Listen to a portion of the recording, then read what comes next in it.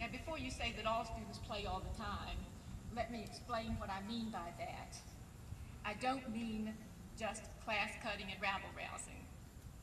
I'm talking about a frame of mind, an attitude toward our learning, toward our work, that I've since come to describe as serious intent, but playful mood. The playful mood that I experienced at Christopher Newport was sometimes just a kind of gentle poking. As when Colonel Green would criticize my writing, I remember he told me once that blooming crepe myrtle, fragrant blossoms of locust trees, falling heavy red apples, and hurricanes did not all belong in June together. I had mixed up my time someplace. At other times, the play was wildly exuberant. The now legendary stories of one professor's zany in-class dramatizations of the Canterbury Tales are true. And he did jump from second-story windows. Though he's told me since then that he can't do that here because your present buildings don't have fire escapes. Why is play so important? Why do I remember this so well? I believe that the spirit of play is directly related to creativity, productivity, openness to experience, and that energy available for achievement. Contrary to what many of us think, work and play are not opposites. Children first learn through their play, but something happens over the years and work and play get split apart. I find many of the graduate students that I work with now are so intent on their goals of good grades, jobs, salaries, that they don't take the time to enjoy what they're doing along the way.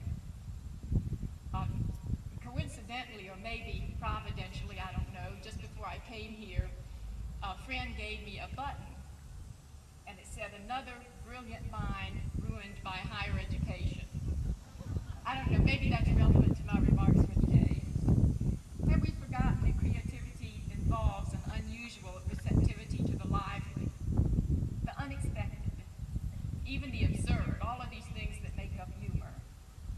John Gardner, former Secretary of Health, Education, and Welfare, and the founder of Common Cause, writes about the playfulness of persons of originality and the childlike quality that permits all kinds of combinations and recombinations of experience. In the book, A Passion for Excellence, Peters and Austin tell about an executive who over the decades has been extraordinarily successful in nurturing new products and in nurturing new product champions.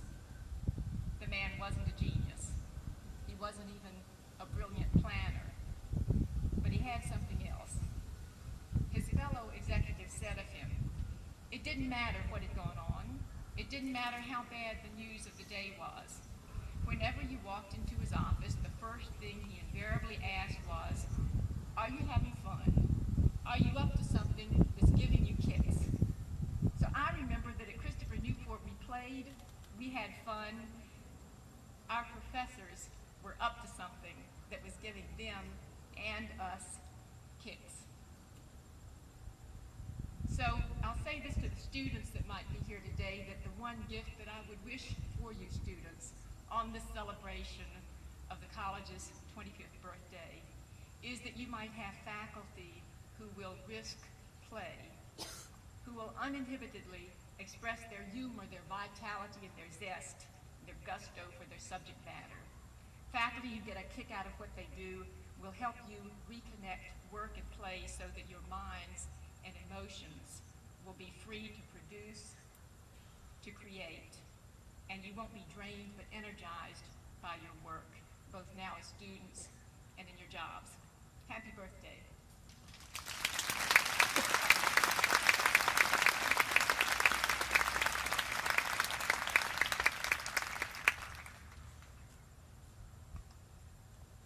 Friends of Christopher Newport College, Louis Archer McMurrin Jr. has been called the father of Christopher Newport College.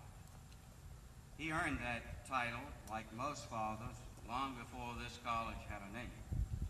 In fact, like a good father, his was a prime voice in naming this college. Our founder, truly one of the all-time citizens of the peninsula, met in the spring of '58 with King Meehan of the Peninsula Industrial Committee, with J.B. Woodard, Newport News Shipbuilding, with Arthur E. Young, manager of Dow Chemical, with Dr. Henry J.E. Reed, director of Langley Research Center, with Mark U. Hopkins, manager of the Amoco Refinery at Yorktown, and with Lloyd U. Nolan, Jr., president of Nolan Company, a powerhouse committee to discuss the needs of our peninsula. One of the needs and one of the opportunities was recognized to be a center of higher learning. Lewis consolidated the thoughts of this committee into political action. The rest is history, and today is all around us as a monument to his vision and his good works. This college has returned a number of honors to Lewis: the Distinguished Service Medallion, the Doctor of Laws degree, and the naming of its first constructed building as McMurrin Hall. Today, Bank of Virginia, who he helped form in this community and on whose board he serves, wants to add another honor by presenting Lewis's portrait to be permanently placed in McMurrin Hall. Lewis, on the occasion of Christopher Newport College's 25th anniversary, we proudly unveil your portrait so that your presence may be entered forever in the memory of this college. All portraits are special, but this one has extra meaning because it was done by Lewis's sister, Agnes McMurrin Johnson. Agnes, would you stand and let us recognize you?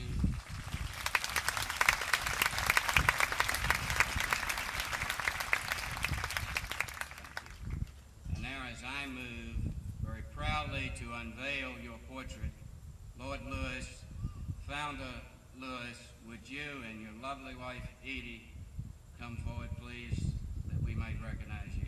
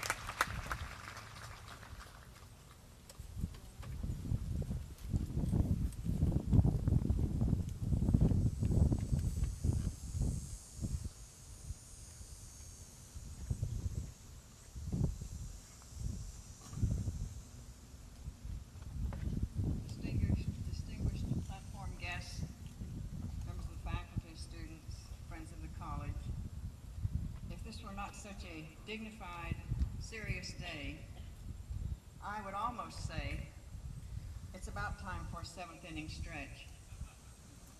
But since it is a highly dignified day on our 25th birthday, I will get on with the business to which I have been assigned. And it is a delightful pleasure for me to introduce our speaker, who is Mr. William Raspberry, urban affairs columnist for the Washington Post, and his twice-a-week column, which is nationally syndicated, and luckily for us, appears in the daily press.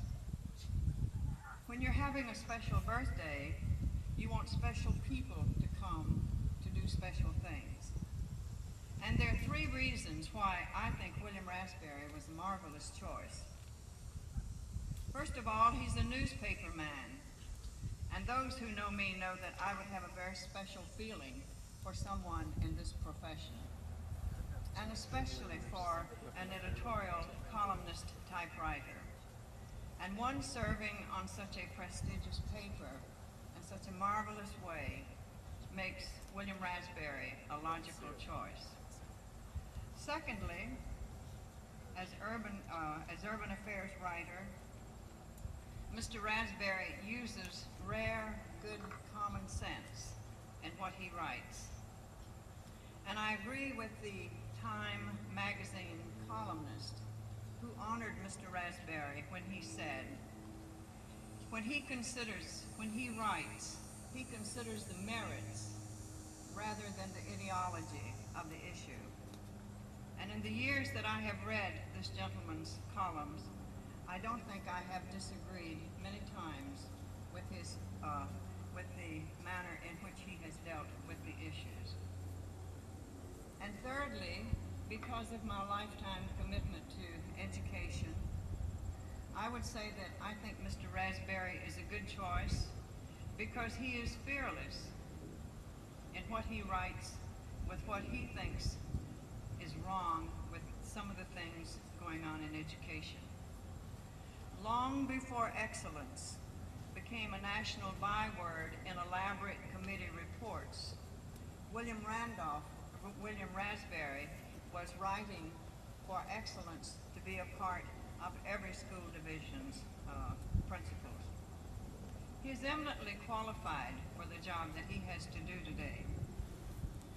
He began his newspaper career as reporter, photographer, editor, a sort of jack-of-all-trades writer on the Indianapolis Recorder, and for the past 24 years has held a variety of positions with the Washington Post, and most recently as urban affairs columnist. He has had many honors, and I will speak of just a couple of them. In 1965, Mr. Raspberry was named Journalist of the Year for his coverage of the Watts riots in Los Angeles. This award came from the Capitol Press Club. He has also received awards for his writing from the Lincoln University of Jefferson, Missouri, and from the Baltimore Washington Post Writers Guild. I was talking with a friend yesterday, and we inevitably got around to the big day at Christopher Newport, and we were discussing our speaker, whom I know only by writing reputation, but from what I have heard, a speaker of some note. And I said to my friend, "What do you like about William Raspberry?" And he said, "He writes good stuff." And that's not particularly literary nor profound, but I think it is a wonderful recommendation for your speaker. May I present to you Mr. William Raspberry.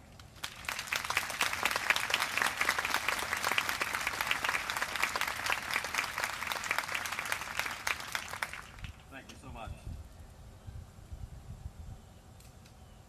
As Mrs. Passage indicated to you, I've made my living with words for a little longer than Christopher Newport has been a college. So you won't be surprised that I try to pay special attention to words and usage. I'm not a grammatic prig about it, or at least I try not to be. I try not to be like those newspaper readers, in my experience, who, it seems to me, read not for content, but for grammatical accuracy. You can imagine how it is. You work your tail off, you do your research, you think the thing through, you interview people, you think and sweat over some elusive idea, and finally you imagine that you've captured it, and you tame it into print, and wait for the letters that come to say, how brilliant, what splendid insight, and from one so young. You know what I mean. And the chances are a few of those letters do come. But there will be, in any sizable stack of mail, at least one letter that says, you misspelled Gaddafi. Or you used laid when you should have used lane. Or who when you should have used whom. Or convinced when what you really meant was persuaded. I am convinced, persuaded, that if these people read the New Testament, it'd be primarily for the thrill of catching St. Paul in some grammatical lapse. That is not what I mean when I tell you that I'm interested in words and their usage. What interests me about word usage is the fact that the words you use to describe a thing can influence quite directly your feelings about that thing. It is for this reason that I don't like to read discussions of single-parent families or female-headed households anymore. To describe a troubled household as female-headed makes it sound as though there's something negative about being female and in charge. You're left with a vague sense that the problem somehow rests with the female. What is usually meant is that the family is fatherless. In other words, the problem is the absence of a crucial breadwinner or disciplinarian or role model, not the presence of a female. If we use words inappropriately, we misdirect our attitudes. And what does any of this have to do with your reasons for being here this morning? I'll tell you.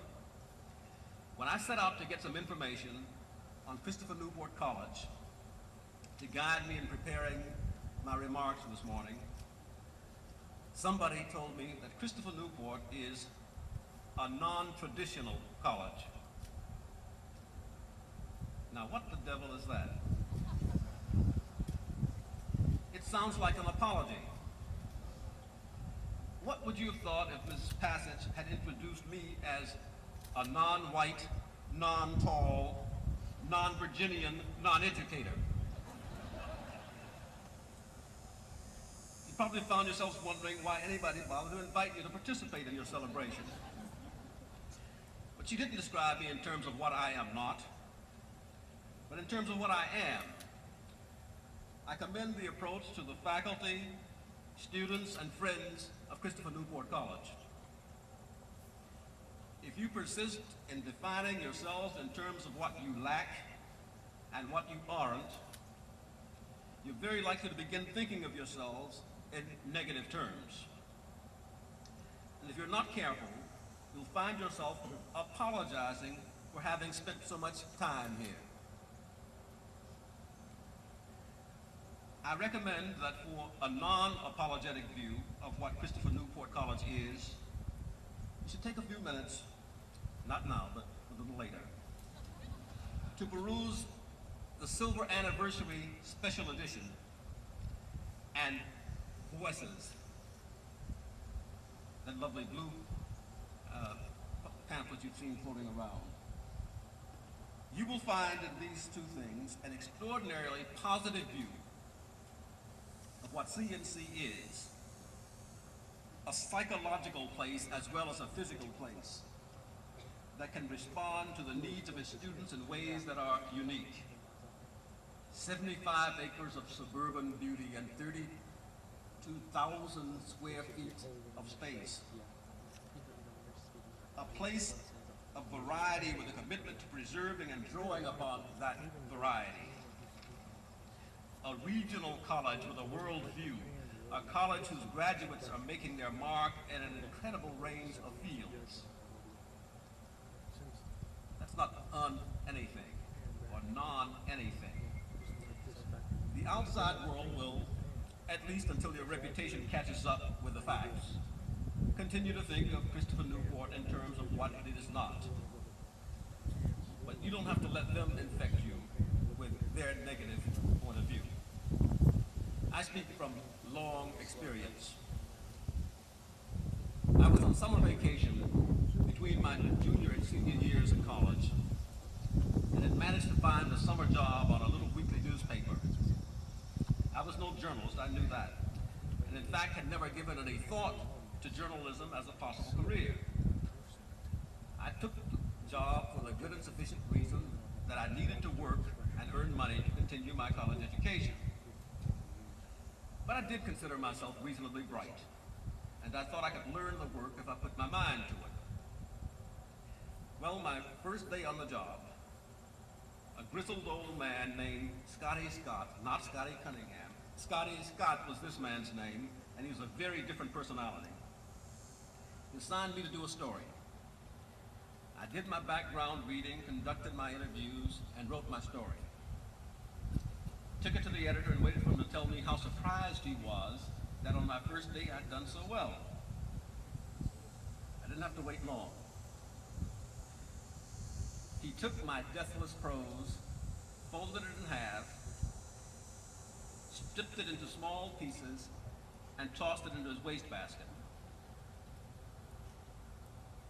Didn't even glance at a word I'd written.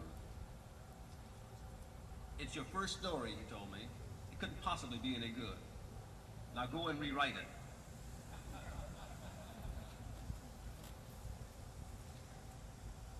It's funny, I was thinking back on my college days. I don't remember what any commencement speaker, any convocation speaker, any honors day speaker ever said. But I've never forgotten what Scotty Scott said to me.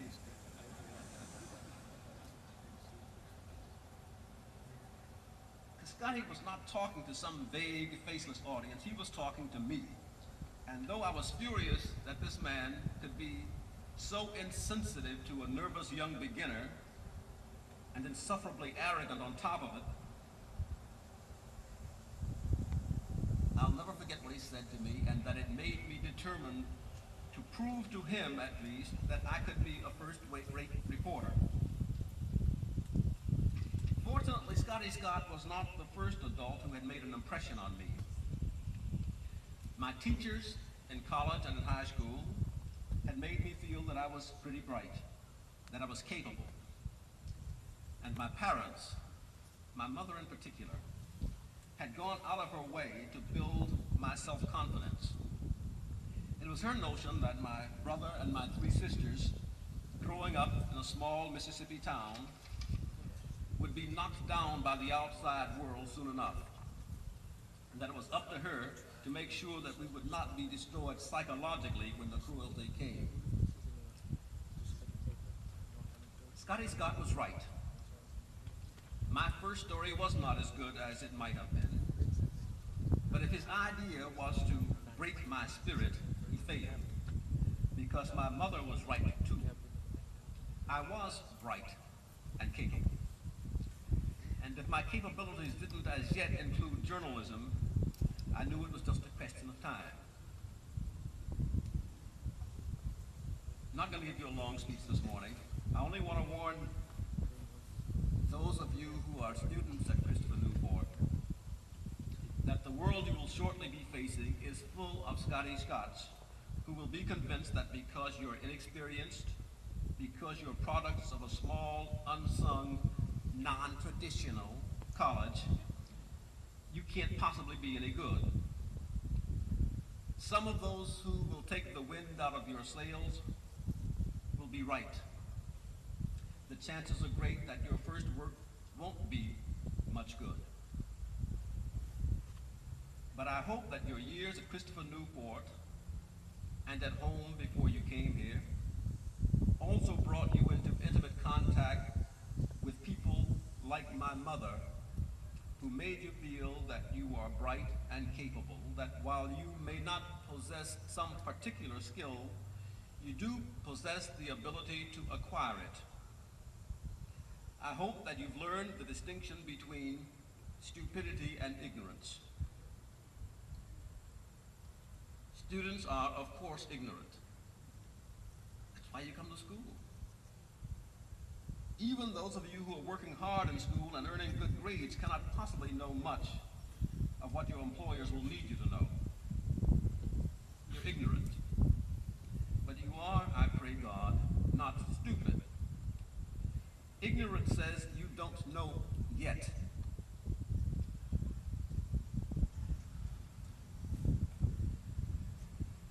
Stupidity says you can't learn. Never forget the difference. And don't worry about being ignorant either. Learn to think of ignorance as consisting of those things you haven't yet acquired. Apart from the minority of students here who will leave college with such developed vocational skills as computer technology, or who will go on to such trade schools as medicine or law or engineering, most of you, and I mean particularly those who are coming through in the traditional route, straight from high school through college, most of you don't know what you want to do. Most of you will wind up doing something totally unrelated to your undergraduate major. If that happens, it will not mean that your years here will have been wasted. It means only that their value will consist primarily of the generalized information we call liberal arts. What your college education will have given you is some place to stand while you figure out where you want to go. Take the word of someone whose college major was at various times English, history, and mathematics before I became a pre-seminarian.